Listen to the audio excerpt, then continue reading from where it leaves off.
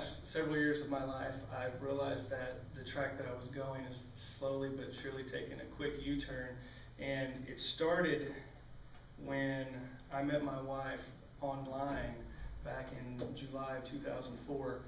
I had primarily been working most of the time and not getting a chance to get out, so that was a new thing for me to look at doing. And when I told my dad that I'd met somebody online, I think the first thing he said was, "Do they have all their teeth?"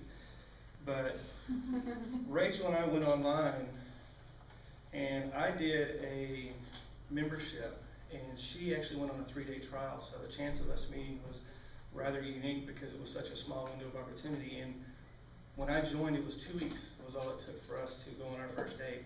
And then from there, it was just a short courting period where in November I proposed at Thanksgiving while we were having Thanksgiving dinner right after we did our prayer.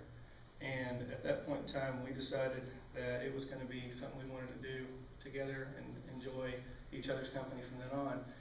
After that, instead of getting married first, we bought our house first in January of 2005. So I guess it was within 6 months of meeting, we bought a house, got married a year later, almost to a year to date.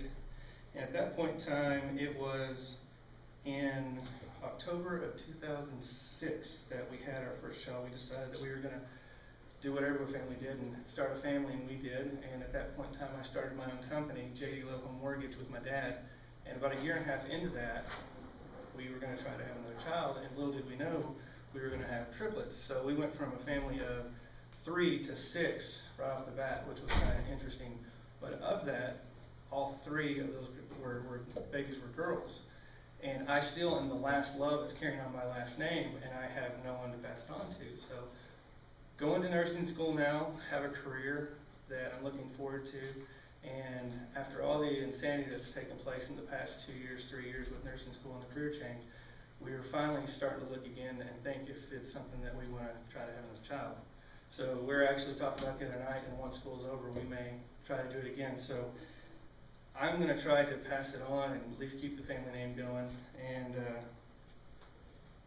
see what we can do once school's done and see what our finances look like to see if it's something that we can handle. So our story is kind of unique in the sense that it wasn't your typical boy meets girl, they start dating. It's boy meets girl online, have no idea who the other one is. We come from both different backgrounds. I came from, born and raised in Texas. She traveled everywhere.